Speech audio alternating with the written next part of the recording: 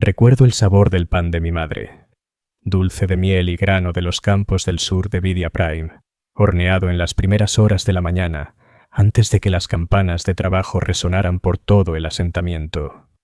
Ese recuerdo me asalta ahora, mientras permanezco en las cámaras de acorazado del monasterio Fortaleza, observando cómo la pintura carmesí se seca sobre mis planchas de cerámica.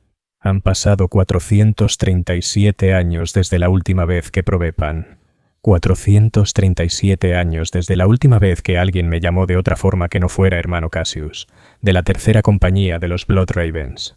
A los niños del Imperio les cuentan que somos ángeles, dioses vivientes envueltos en armaduras benditas, descendidos del legado genético del propio emperador para proteger a la humanidad de la oscuridad más allá de las estrellas. En sus libros ilustrados y murales catedralicios, brillamos como santos de plata, con nuestros vólteres entonando himnos de rectitud mientras abatimos por igual a herejes y senos. Las transmisiones de propaganda hablan de nuestra gloria, nuestro honor, nuestra eterna vigilancia. Lo que nunca dicen es el precio. Lo que nunca revelan es que para convertirte en ángel, primero debes olvidar que alguna vez fuiste humano. Tenía 11 años cuando el capellán llegó a nuestro mundo. 11 años, jugando a la guerra en los campos de cultivo con mi hermano menor Matías, mientras nuestros padres trabajaban en las líneas de cosecha. El cielo estaba del color del cobre bruñido aquel día, cargado con la promesa de una lluvia que nunca llegaría. La sequía se había extendido por 6 meses, y los diezmos del gobernador planetario permanecían inalterables. La gente comenzaba a susurrar palabras que en la capital habrían significado un azote público.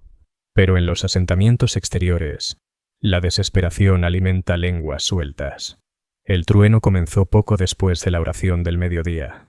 No era el retumbar del clima, sino algo más profundo, más mecánico. Matías y yo trepamos a la torre de grano más alta de nuestro sector para tener mejor vista, nuestras manos pequeñas aferradas a los peldaños oxidados mientras subíamos hacia el sonido. Lo que vimos lo cambió todo. Células de descenso, 12 de ellas, bajando a través de la atmósfera como estrellas fugaces, sus retropropulsores marcando cicatrices brillantes en el cielo cobrizo. Impactaron en la Tierra con una precisión perfecta, cada cráter calculado para rodear nuestro asentamiento sin dañar la infraestructura de la cosecha. Cuando el humo se disipó y las rampas se abrieron, ellos emergieron. Los marines espaciales del capítulo Blood Ravens. Incluso con 11 años, siendo apenas un niño de un mundo agrícola que nunca había visto nada más amenazante que una manada de grogs salvajes, supe de inmediato quiénes eran.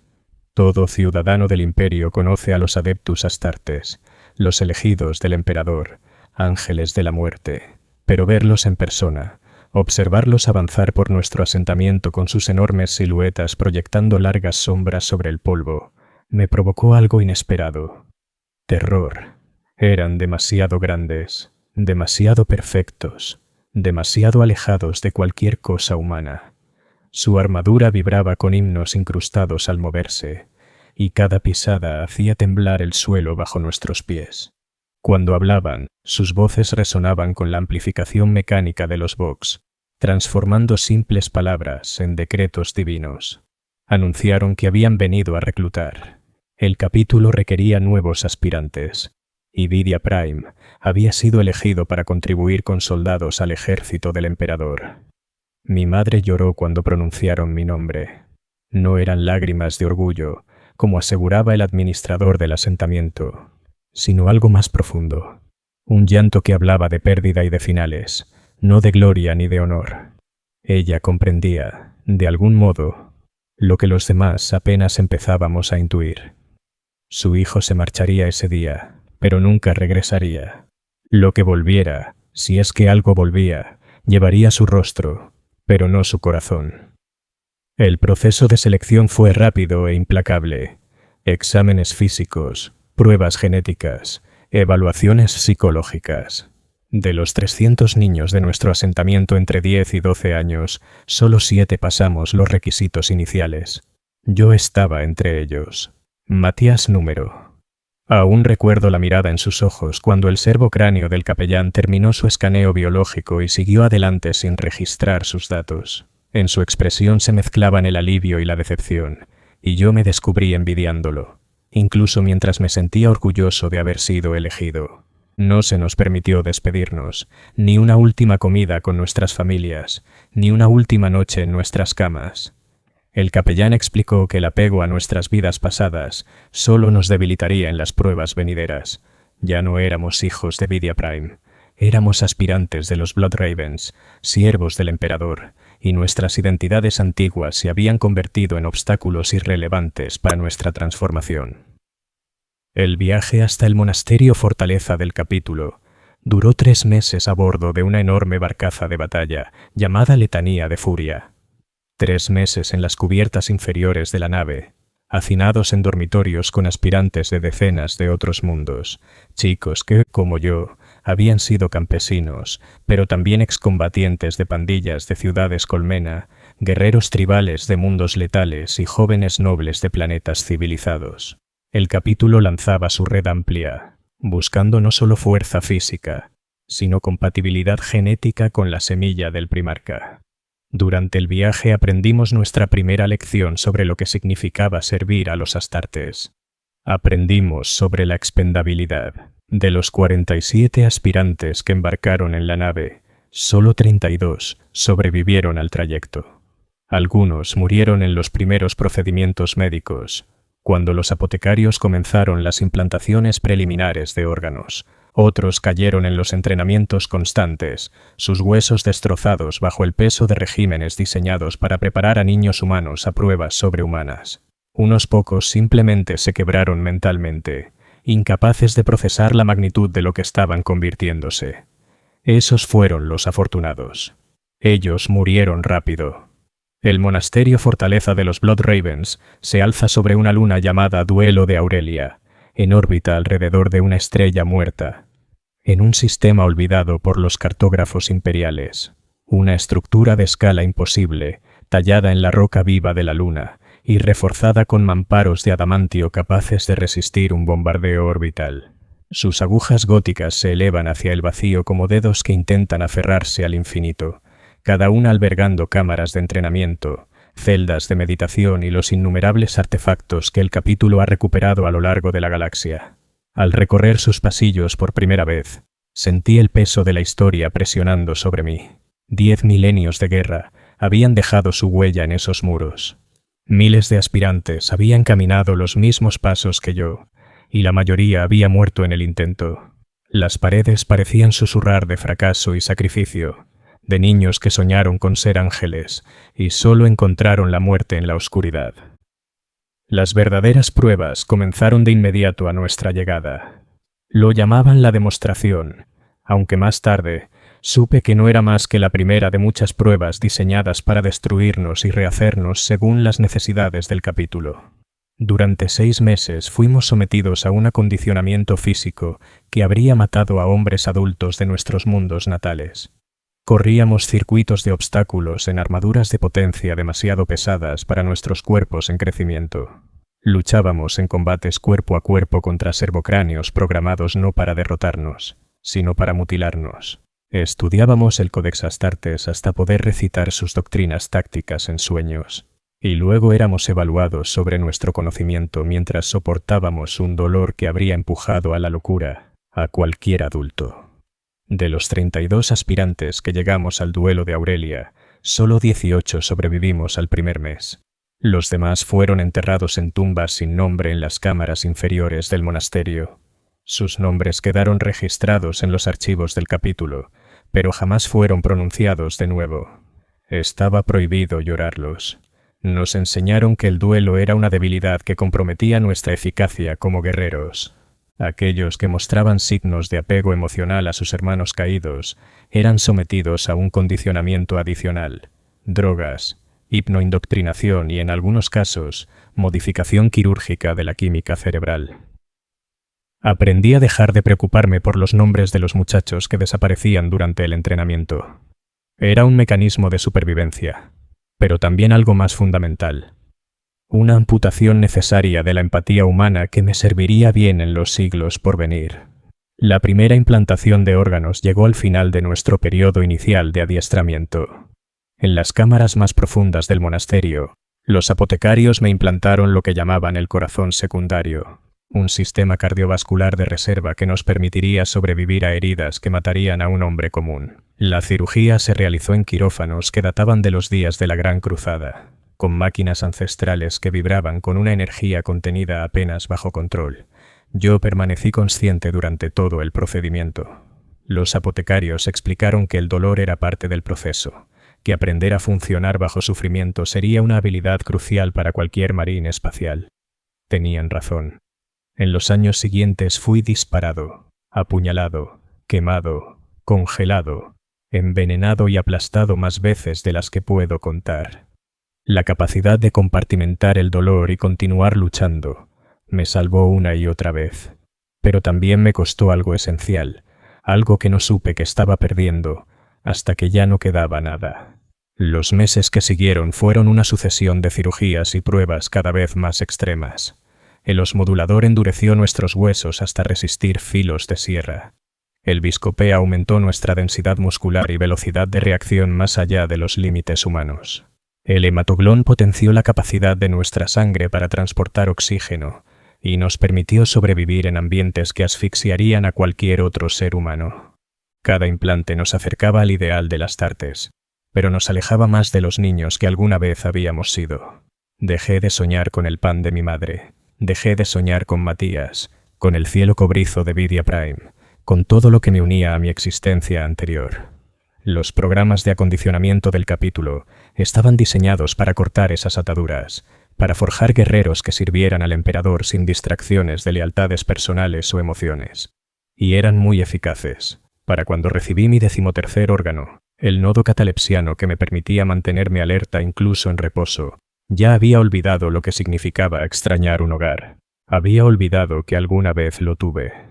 El implante del caparazón negro fue el último y más peligroso. Era la interfaz que nos uniría con los espíritus máquina de la armadura y las armas, pero también un punto de quiebre. De los 11 aspirantes que sobrevivimos hasta entonces, 4 murieron durante el procedimiento, sus cuerpos rechazando el material sintético y convulsionando en agonía mientras sus sistemas inmunológicos destruían los tejidos implantados. Los vimos morir en las cámaras de recuperación, retorciéndose hasta que la toxina consumió su sangre. No sentí nada al escucharlos gritar. Nada en absoluto. Esa ausencia de sentimiento fue la verdadera señal de que mi transformación había terminado.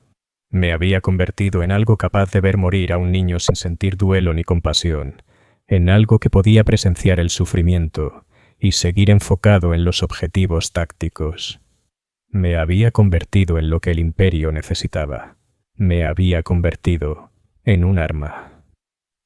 La ceremonia de mi plena inducción en los cuervos sangrientos tuvo lugar en el Reclusiam, una catedral inmensa tallada en piedra negra e iluminada por miles de velas devocionales. El capellán Moricus pronunció las palabras de unión, el juramento que ataría mi alma al capítulo por todo lo que quedara de mi existencia. Me arrodillé ante el altar del emperador y juré defender a la humanidad, servir al trono sin cuestionamientos y morir antes de permitir que la deshonra manchara el nombre del capítulo.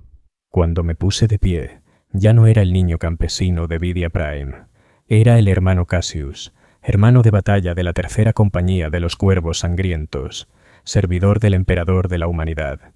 El nombre que recibí al nacer quedó registrado en los archivos, pero jamás vuelto a pronunciar. Ese niño había muerto en el proceso, y lo que emergió era algo nuevo, algo con propósito, algo vacío de todo lo que alguna vez lo hizo humano. Mi primer despliegue de combate llegó 3 meses después, a bordo del crucero de asalto Furia Justa. Nuestro destino era el mundo Forja Metálica 7, donde se informaba de una posible incursión del caos que amenazaba la producción industrial del planeta. El viaje por la disformidad duró 6 semanas. 6 semanas que me dieron el verdadero anticipo de lo que significaba la existencia de un marín espacial. Entrenamiento constante, incesante, interminable. Practicamos abordajes en corredores de réplica, luchando combate cuerpo a cuerpo contra servitores programados con tácticas de enemigos conocidos. Estudiamos perfiles psicológicos de herejes hasta poder predecir su comportamiento con precisión matemática. Manteníamos nuestro equipo con cuidado ritual, comprendiendo que cada perno, cada celda de energía, cada arma era una herramienta sagrada al servicio del emperador. Orábamos, meditábamos, preparábamos nuestra mente para la violencia inevitable en cada mundo que pisaríamos. Pero sobre todo, aprendimos a funcionar como una unidad. La identidad individual, decían los sargentos, era un lujo que los astartes no podían permitirse. No éramos 11 guerreros separados buscando gloria personal, éramos un arma con 11 componentes, cada uno desechable si su sacrificio servía al objetivo mayor. Esta lección se reforzaba en simulaciones donde se designaba aleatoriamente a miembros de la escuadra como bajas, obligando a los sobrevivientes a adaptar las tácticas sin mostrar emoción ante la pérdida de un hermano. Aprendí a ver morir a mis compañeros y recalcular mis ángulos de fuego al instante. Aprendí a avanzar sobre sus cuerpos sin dudar si la misión lo exigía.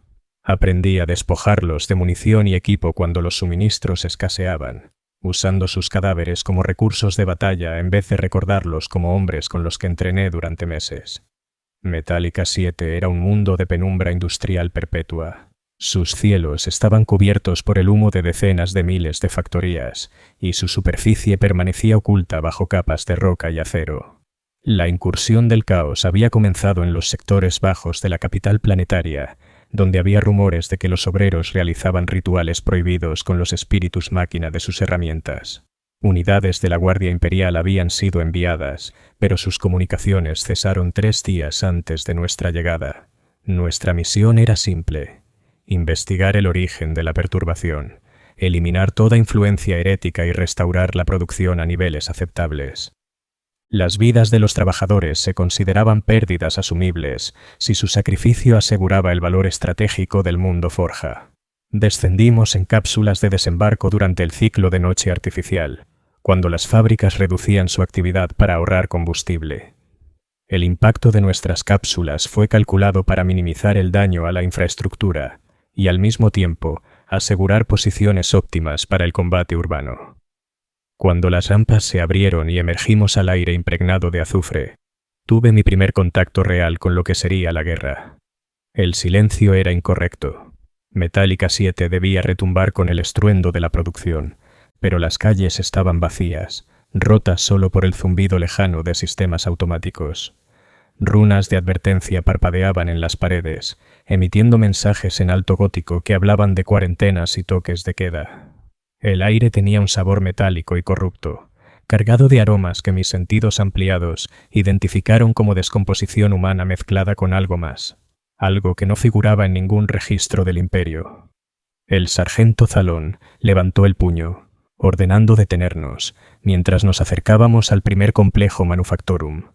A través de los ventanales reforzados, vimos movimiento en las sombras. Vimos siluetas humanas moverse entre las sombras, pero sus desplazamientos no mostraban pánico, sino coordinación.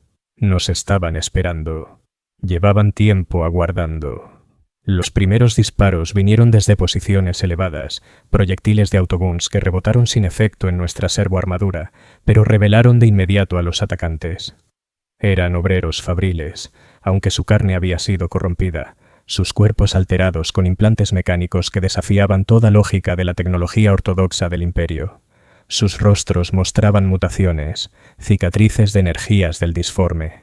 Respondimos con fuego disciplinado de Volter, nuestras armas cantando himnos de purificación mientras las balas de masa reactiva destrozaban sus cuerpos modificados. Cayeron rápido, pues ninguna de sus aberraciones podía resistir armamento diseñado para destruir enemigos acorazados. Pero por cada cultista que moría, otros 2 surgían de la penumbra. Estaban organizados. Nos esperaban. Se habían preparado. El combate se extendió durante 4 horas y atravesó 17 complejos industriales antes de llegar al origen de la corrupción. En los niveles más profundos del Manufactorum primario, hallamos lo que quedaba del grupo de portadores de la palabra que había iniciado la insurrección. Habían levantado un santuario al mecanismo oscuro en la cámara del reactor, utilizando los sistemas energéticos del mundo forja para amplificar sus rituales blasfemos. Aquella abominación era una amalgama de carne y maquinaria corrupta que dolía mirar, una masa palpitante que irradiaba poder malévolo. Ante el altar se alzaba lo que una vez fue humano, ahora un receptáculo de las fuerzas del disforme. Hablaba con voces robadas de los obreros muertos, prometiendo conocimiento más allá de los límites del Omnisea, poder superior a nuestras semillas genéticas, una evolución sin las restricciones de la carne. Nos mostró visiones de lo que podríamos ser si abandonábamos al emperador y aceptábamos la verdad del caos. No sentí nada cuando levanté mi Volter y descargué 6 proyectiles en su pecho. Nada, salvo satisfacción por cumplir los parámetros de la misión. La criatura se desplomó en un amasijo de carne y metal, mientras su grito final resonaba en la cámara y la energía del santuario se apagaba. Sin su núcleo, la corrupción se marchitaría, y Metallica 7 podría reanudar su producción en niveles aceptables. Habíamos ganado nuestra primera victoria. Habíamos servido al emperador. Habíamos protegido al imperio. Todo salió tal como nuestro adiestramiento lo había previsto. Pero al preparar la extracción, el hermano Varian hizo una observación que me perseguiría durante décadas. Los obreros corruptos lucharon con una valentía desesperada, aún enfrentándose a lo imposible. Murieron defendiendo algo en lo que creían, algo que dio sentido a sus vidas más allá de la mera supervivencia. Su corrupción era total, su condena inevitable, pero murieron con propósito. Nosotros, en cambio, los matamos con eficacia y sin emoción. Cumplimos nuestra función sin ira por su herejía, sin alegría por nuestra victoria, sin pena por sus vidas perdidas. Los eliminamos porque era la orden, del mismo modo que se limpia el cañón de un Volter o se repara un equipo dañado. Esa reflexión debería haberme inquietado, pero no fue así. Mi adiestramiento me enseñó a ver la ausencia de emoción como fortaleza, no como pérdida. Sin embargo, en los momentos de silencio entre campañas, a veces me preguntaba qué se sentiría tener algo por lo que morir. Creer en algo tan profundamente que la muerte fuera preferible a la traición de esa creencia. Nunca lo sabría. El condicionamiento que me hacía un guerrero eficaz me había vuelto incapaz de esa clase de fe. Servía al emperador porque estaba programado para hacerlo, no porque lo hubiera elegido. Luchaba contra el caos porque mis órdenes lo exigían, no porque comprendiera por qué su influencia debía ser combatida. Protegía a la humanidad no por amor, sino por deber. Y un deber sin amor es simple obediencia a la autoridad. Esto es lo que nunca cuentan sobre convertirse en marine espacial. Sí, obtienes fuerza más allá de los límites humanos. Sí recibes armas y armaduras que te vuelven casi invulnerable ante amenazas convencionales. Sí pasas a formar parte de algo más grande que cualquier individuo podría soñar. Pero pierdes la capacidad de elegir tu camino. Pierdes la duda, la posibilidad de cuestionar, el pensamiento independiente que podría llevarte a actuar por convicción personal y no solo por obligación institucional. Pierdes la capacidad de forjar vínculos humanos porque dejas de ser humano. Te conviertes en una herramienta al servicio de un ideal que ya no comprendes, porque careces de la emoción necesaria para entender por qué merece ser preservado. Las campañas que siguieron a Metallica 7 se fundieron en un ciclo continuo de violencia y victorias. Incursiones de orcos en agromundos donde aniquilamos a miles de pieles verdes mientras las poblaciones locales nos vitoreaban. Expediciones contra los Tau en planetas industriales, combates prolongados contra formaciones de rifles de pulso y armaduras de batalla que podían igualar nuestra servoarmadura golpe por golpe.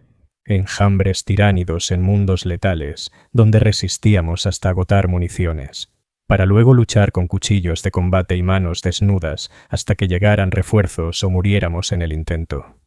Cada campaña me enseñó nuevas lecciones sobre guerra, tácticas y las innumerables formas de destruir a los enemigos del imperio. Aprendí a leer un campo de batalla de un vistazo, a ajustar patrones de fuego para maximizar bajas y ahorrar munición, a identificar los puntos débiles de una formación enemiga y explotarlos con precisión quirúrgica. Aprendí a luchar en todo ambiente, desde el vacío del espacio hasta las profundidades oceánicas, contra toda clase de amenaza, desde bestias sin mente hasta estrategas que anticipaban nuestros movimientos. Pero nunca aprendí a preocuparme por las personas que supuestamente protegíamos. Los miles de millones de ciudadanos imperiales seguían siendo una abstracción, recursos estratégicos que preservar si era posible, o pérdidas asumibles, si lo exigía la misión. Ese desapego emocional me sirvió cuando nos enviaron a sofocar rebeliones en mundos civilizados. Planetas donde ciudadanos imperiales habían sido guiados por líderes carismáticos que les prometían vidas mejores si rechazaban los impuestos y las cadenas del imperio.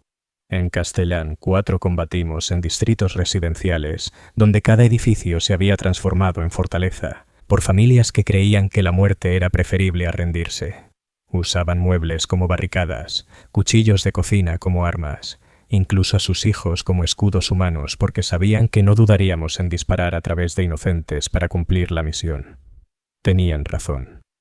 No dudamos. No podíamos dudar. El mismo condicionamiento que destruyó nuestra empatía había borrado también cualquier capacidad para reconocer la complejidad moral de enfrentar a gente buena atrapada en el lado equivocado de la política imperial.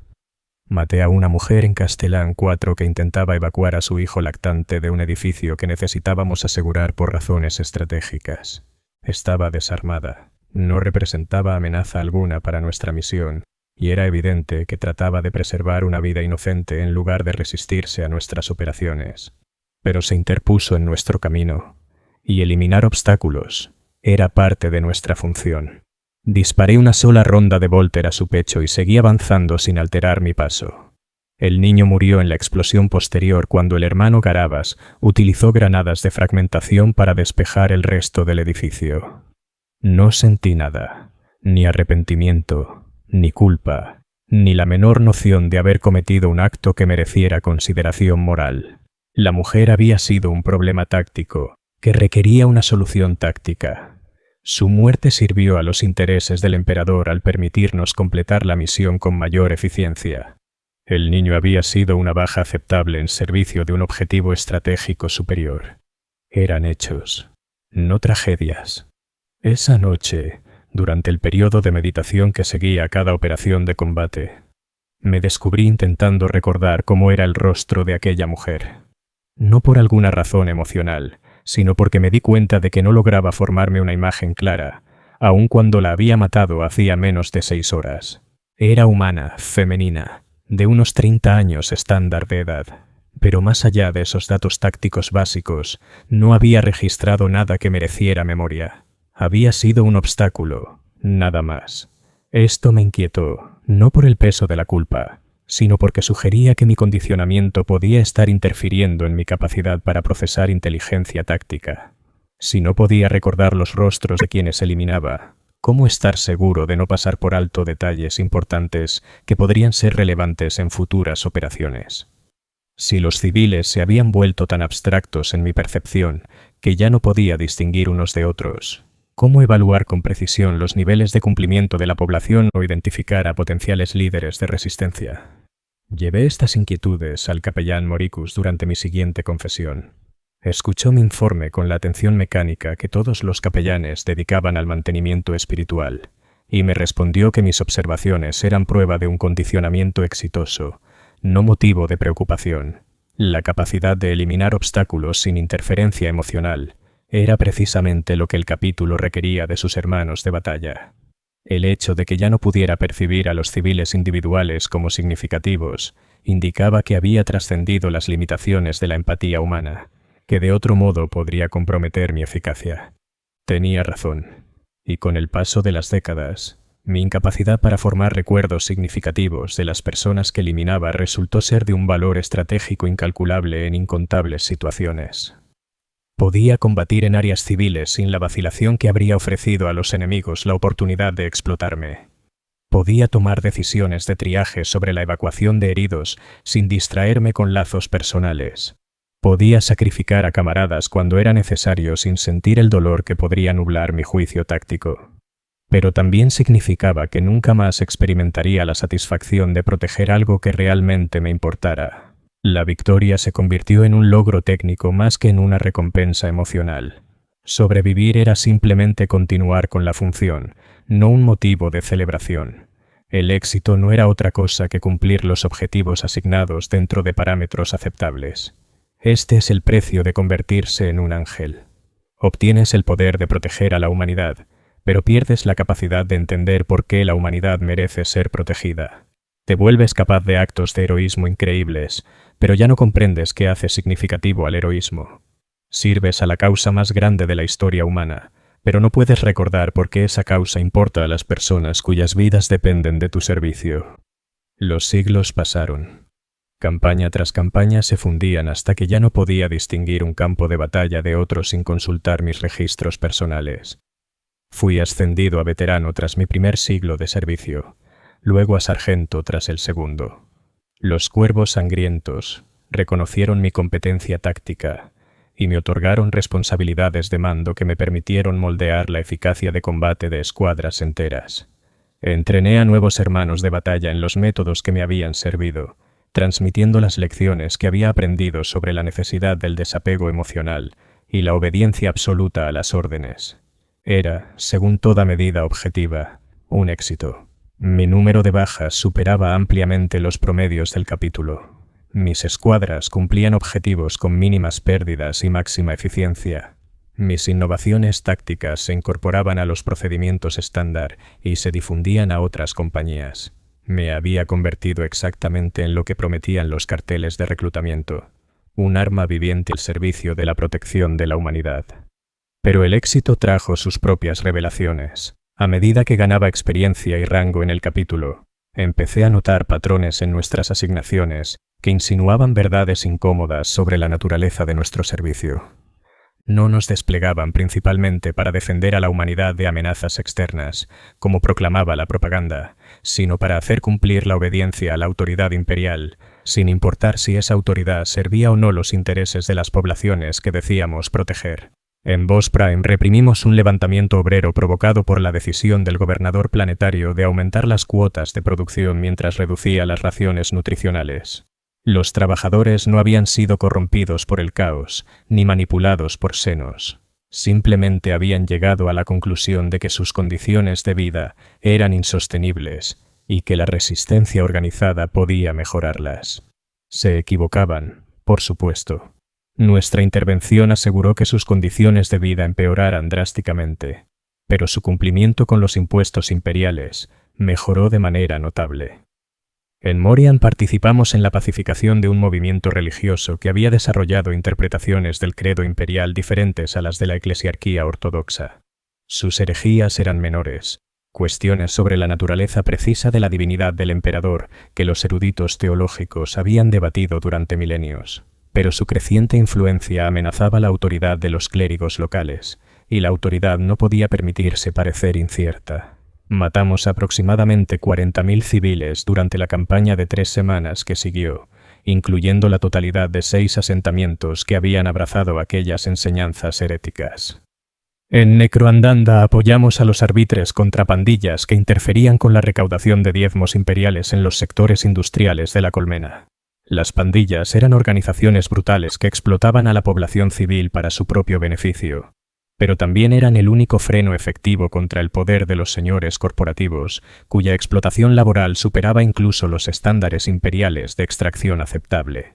Nuestra eliminación de la resistencia de las pandillas resultó en una mejora medible de la recaudación de diezmos, pero también provocó condiciones laborales que mataron a más civiles en el año siguiente que la violencia de las pandillas en la década anterior.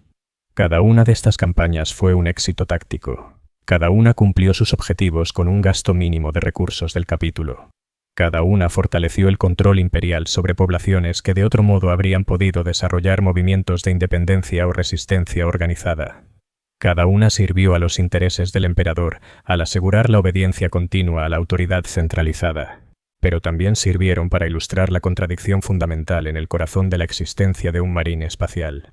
Fuimos creados para proteger a la humanidad, pero la mayor parte del tiempo lo dedicamos a matar humanos que habían llegado a conclusiones sobre sus propios intereses que diferían de los administradores imperiales. Nos vendieron como guardianes de la humanidad, pero funcionábamos como sus carceleros. No preservábamos el imperio defendiéndolo de amenazas externas, sino asegurándonos de que la disidencia interna nunca pudiera convertirse en resistencia efectiva. Esta revelación debería haberme perturbado, pero no lo hizo. El condicionamiento que me había convertido en un guerrero eficaz también me había vuelto incapaz de cuestionar los supuestos fundamentales que sustentaban mi servicio. Podía observar patrones y extraer conclusiones tácticas, pero no evaluarlas según criterios morales que sugirieran alternativas a mi función actual. Servía porque había sido programado para servir, No porque hubiera elegido creer que el servicio era intrínsecamente valioso, pero la observación, incluso sin respuesta emocional, seguía proporcionando información. Y con el tiempo, esa información empezó a acumularse hasta formar una comprensión de lo que realmente me había convertido.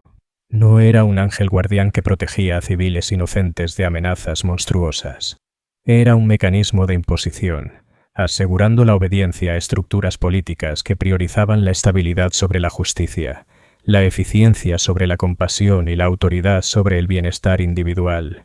No era un héroe al servicio de una causa superior. Era una herramienta blandida por administradores que jamás habían conocido el combate, pero que entendían que la violencia podía resolver problemas que la negociación y el compromiso no lograban abordar con eficacia. No estaba protegiendo a la humanidad, estaba controlándola. El 4.º siglo de mi servicio me llevó a la Death Watch, el brazo armado del Ordo Xenos, encargada de eliminar las amenazas alienígenas al espacio imperial.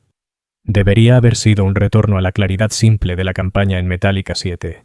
Enemigos claros, objetivos evidentes, soluciones tácticas directas. Los alienígenas no eran humanos. No podían reclamar ciudadanía imperial ni apelar a la simpatía humana.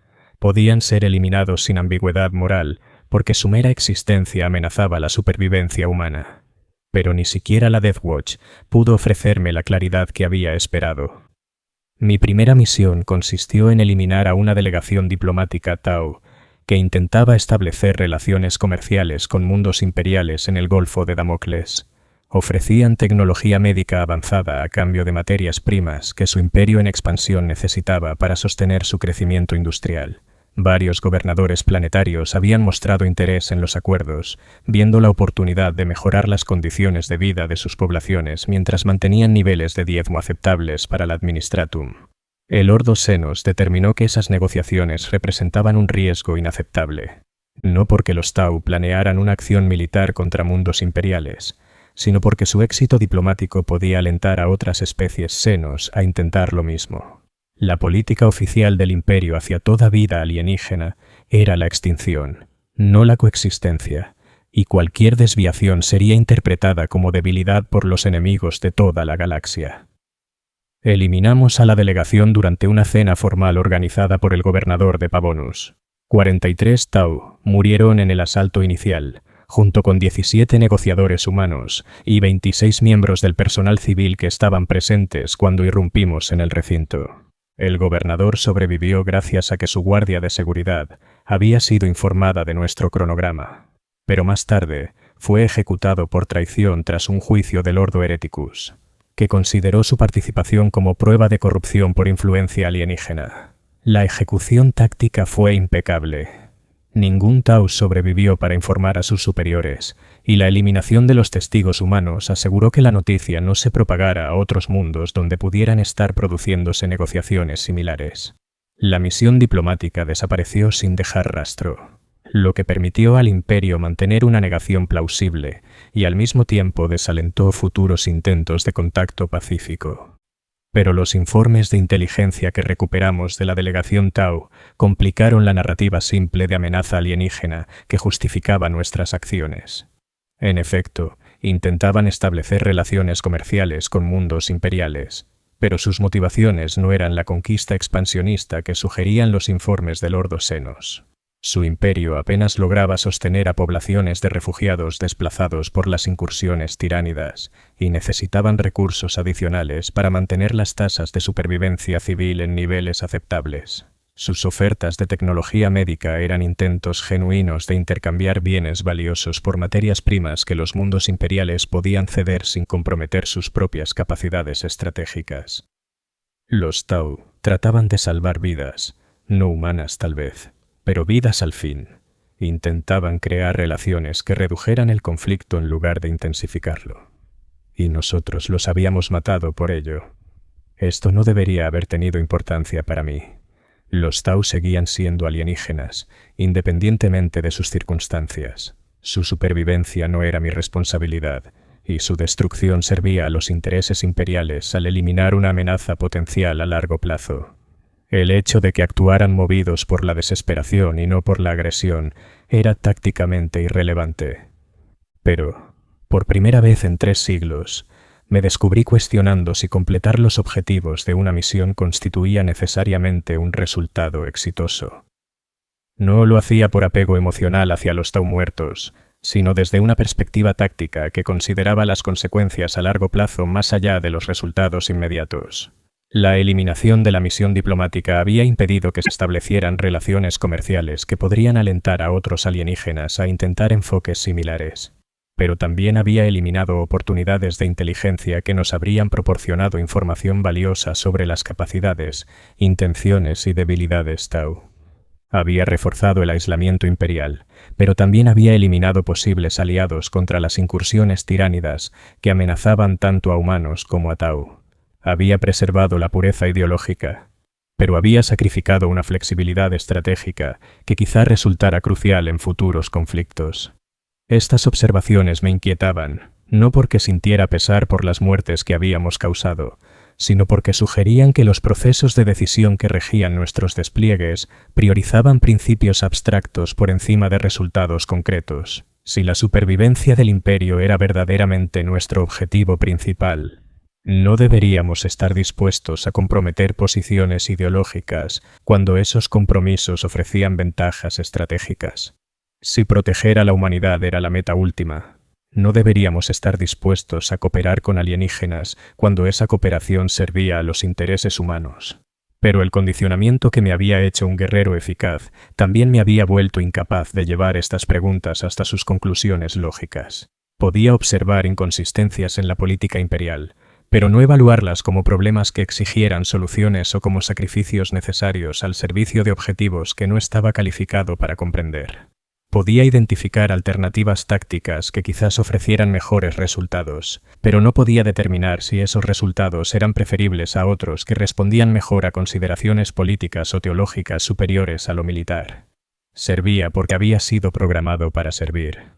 El hecho de que ya no entendiera por qué mi servicio era valioso no cambiaba mi obligación de seguir sirviendo.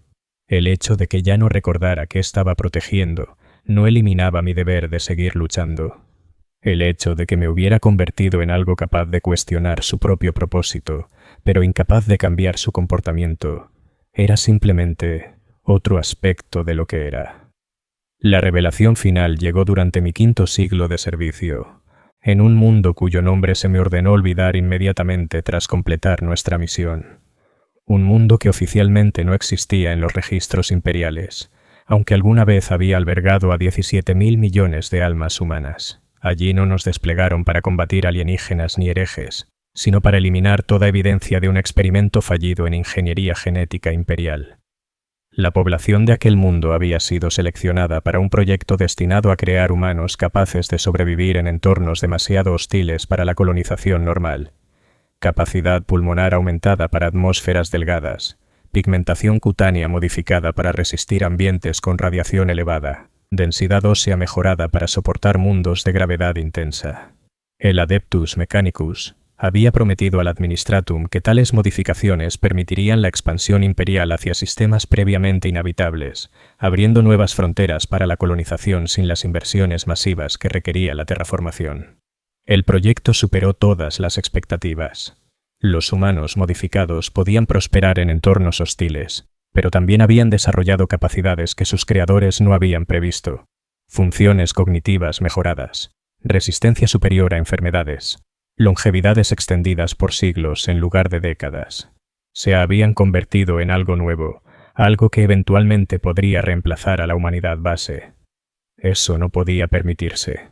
El imperio se sostenía en la premisa de que la naturaleza humana era estática, que la especie había alcanzado su forma perfecta durante la era oscura de la tecnología, y que cualquier desviación de esa forma no era evolución, sino corrupción. Los humanos modificados desafiaban cada principio que justificaba la autoridad imperial sobre los asuntos de la humanidad. Si la humanidad podía ser mejorada mediante la manipulación científica, quizá otros aspectos de la doctrina imperial también podían ser revisados. La solución fue la eliminación total de la población, seguida de un bombardeo orbital que reduciría la superficie del mundo a vidrio fundido. Ninguna evidencia del experimento sobreviviría. Ningún humano modificado escaparía para expandir sus alteraciones genéticas a otros mundos, y ningún registro sugeriría que el proyecto había existido. Ese planeta se convertiría en otra advertencia sobre los peligros de la investigación científica no sancionada. Un recordatorio de por qué el Adeptus Mechanicus requería la estricta supervisión de las autoridades imperiales ortodoxas. Nos eligieron para la misión no por nuestras capacidades de combate, sino por nuestro condicionamiento psicológico. Regimientos de la Guardia Imperial podrían haber tenido reparos morales al exterminar poblaciones humanas que no representaban una amenaza militar.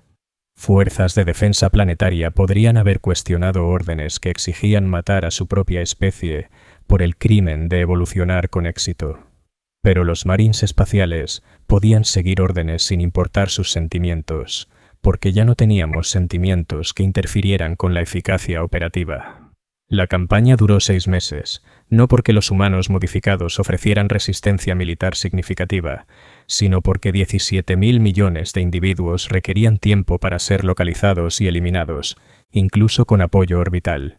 Habían construido ciudades profundas bajo tierra, anticipando que las condiciones hostiles de la superficie exigirían un extenso desarrollo subterráneo, y habían creado tecnologías que les permitían permanecer ocultos a nuestros escáneres durante largos periodos.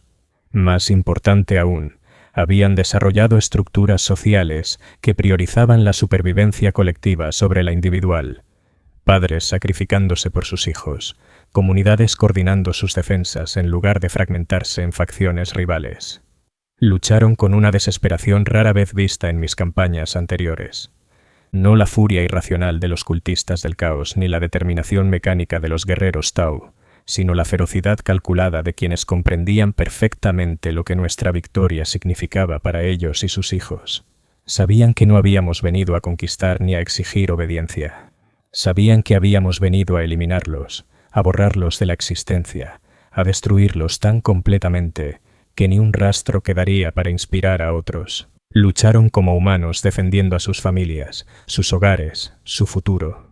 Lucharon con el mismo compromiso apasionado que vi en los obreros corrompidos de Metallica 7, pero dirigido hacia la preservación en lugar de la destrucción. Lucharon por algo que amaban más que la vida misma, algo que hacía de la muerte una opción preferible a la rendición. Y los matamos a todos, cada hombre, mujer y niño, cada línea familiar, cada tradición cultural, cada innovación tecnológica, que podría haber mejorado la condición humana. Eliminamos una civilización que en 3 generaciones había logrado lo que el Imperio llevaba 10.000 años intentando.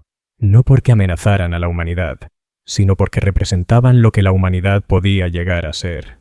Estuve presente en la fase final de la operación, la eliminación del último complejo subterráneo donde unos 12.000 civiles se refugiaban. Hombres y mujeres que jamás habían empuñado un arma contra el Imperio. Niños nacidos tras nuestra llegada y destinados a morir antes de cumplir 1 año. Ancianos cuyo único crimen era haber sobrevivido lo suficiente para presenciar la apoteosis de su especie. No se escondían cuando atravesamos sus defensas finales. No suplicaban clemencia ni intentaban negociar su supervivencia. Cantaban. 12.000 voces entonaban armonías que resonaban en los túneles que habían sido su hogar. Melodías de amor, de pérdida y de esperanza, a pesar de la certeza de la extinción. Cantaban porque querían que su último acto como especie fuese bello y no desesperado, creativo en vez de destructivo, humano y no meramente funcional. Los maté mientras cantaban. Todos lo hicimos. Nuestros vólteres entonaron sus propios himnos mientras las municiones explosivas encontraban sus objetivos. Cada disparo calculado para asegurar la mayor cantidad de bajas con el menor gasto de munición. La música se apagaba por secciones, voces silenciadas para siempre, hasta que solo quedaron ecos que marcaban el fin de los últimos humanos genéticamente mejorados de la galaxia. Cuando terminó la matanza y comenzó el bombardeo orbital, me quedé en la cubierta de mando de nuestro crucero de ataque y observé morir el mundo. Torpedos ciclónicos quebraban su corteza mientras bombas víricas esterilizaban todo material orgánico que pudiera haber sobrevivido a nuestras operaciones terrestres. En 6 horas, aquel planeta que había albergado a 17.000 millones de humanos modificados era solo una esfera de magma enfriándose, destinada a desaparecer de los mapas de navegación imperiales. La misión fue un éxito total. Ninguna evidencia sobrevivió que sugiriera la existencia del proyecto. Ningún humano modificado escapó. Ningún registro quedó que insinuara que la humanidad podía evolucionar más allá de sus limitaciones actuales. El Imperio permaneció seguro en sus supuestos sobre la naturaleza estática de la biología humana y la necesidad de impedir toda investigación científica no autorizada. Pero mientras observaba arder aquel mundo, recordé algo que no había pensado en siglos: el sabor del pan de mi madre, dulce con miel y grano de los campos del sur de Vidia Prime, horneado en las primeras horas antes de que sonaran las campanas del trabajo en nuestro asentamiento. El recuerdo llegó sin advertencia, sin contexto, sin explicación. No había pensado en mi madre, en mi infancia, ni en nada relacionado con mi vida anterior desde mi primer siglo de servicio.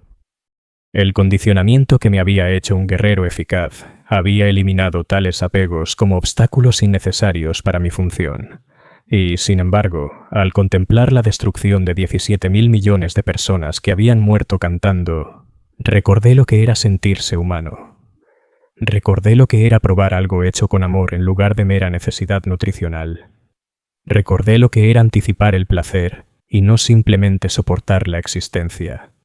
Recordé lo que era formar parte de algo que existía por razones más allá de la eficiencia táctica y la ventaja estratégica.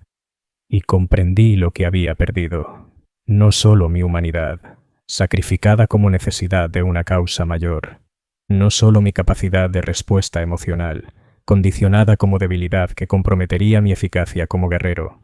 Había perdido la habilidad de entender qué hacía que la vida valiera la pena, qué hacía que la supervivencia justificara la lucha, qué hacía, que la existencia fuese preferible a la extinción. Los humanos mejorados habían muerto cantando porque aún recordaban lo que significaba ser humanos. A pesar de sus modificaciones genéticas, ellos habían preservado lo que a mí me habían arrebatado sistemáticamente en mi transformación en instrumento de la voluntad imperial. Ellos aún eran capaces de amar, de esperar, de crear belleza, de todo aquello que daba sentido a la existencia más allá de la mera función biológica. Yo me había convertido en algo capaz de destruir la belleza sin comprender qué era la belleza, de extinguir el amor sin entender qué significaba, de sofocar la esperanza sin saber lo que ofrecía a quienes la poseían. Me había convertido en el siervo perfecto de un imperio que preservaba la humanidad, destruyendo todo aquello que hacía que la humanidad valiera la pena. Pero esa revelación no cambió nada. Podía observar la pérdida sin arrepentirme, comprender el sacrificio sin cuestionar su necesidad, reconocer el precio sin considerarlo excesivo. El mismo condicionamiento que me había dado esas capacidades también aseguraba que seguiría sirviendo, sin importar mi valoración personal de ese servicio. Era incapaz de rebelarme, incapaz de dudar, incapaz de elegir otro camino, aunque pudiera imaginarlo. Era exactamente lo que el imperio necesitaba que fuera. Nada más, nada menos. Los siglos desde aquel mundo sin nombre se han difuminado en un ciclo interminable de despliegues y victorias, de conflictos y resoluciones, de servicios sin propósito, sin satisfacción, sin esperanza de algo más allá de seguir sirviendo. He matado a millones de enemigos del imperio, protegido a miles de millones de ciudadanos imperiales y preservado la estabilidad de incontables mundos frente a amenazas internas y externas. He servido al emperador fielmente durante más de 400 años y continuaré sirviendo hasta que el daño de batalla o la edad finalmente reclamen mi fisiología mejorada. Soy un héroe del imperio, una leyenda viviente, un ángel guardián que protege a la humanidad de la oscuridad más allá de las estrellas. Los niños de todo el espacio imperial sueñan con convertirse en lo que yo soy. Se imaginan empuñando las armas que porto, vistiendo la armadura que ha resistido incontables ataques. Me ven como la encarnación de todo lo noble y puro de la civilización humana, una figura digna de veneración e imitación. No saben que ya no recuerdo por qué sus sueños importan. No saben que he olvidado lo que se siente preocuparse por algo más allá de completar los objetivos asignados. No saben que me he convertido en algo que puede protegerlos, sin comprender qué los hace dignos de protección. en algo que puede servir a sus intereses sin entender lo que esos intereses significan. No saben que, al convertirme en su guardián, dejé de ser uno de ellos. Y tal vez esa sea la mayor victoria que el caos podría lograr contra el imperio. No la corrupción de sus siervos, sino la creación de siervos tan puros en su dedicación que ya no comprenden el valor de lo que protegen. No la destrucción de la humanidad, sino la transformación de sus protectores en algo que preserva la vida humana, sin preservar el sentido humano. Somos los adeptus, somos los mejores guerreros del emperador. Somos el escudo que se interpone entre la humanidad y la oscuridad que desea devorarla. Ya no somos humanos, y hemos olvidado por qué la humanidad importa, pero seguiremos sirviendo, seguiremos luchando, seguiremos matando en nombre del emperador hasta que no quede de nosotros más que los ecos del Volter, el fuego y la memoria de guerras cuyo propósito ya no recordamos. Somos ángeles sin cielo, guardianes sin comprensión, protectores sin amor. Somos exactamente lo que fuimos diseñados para ser.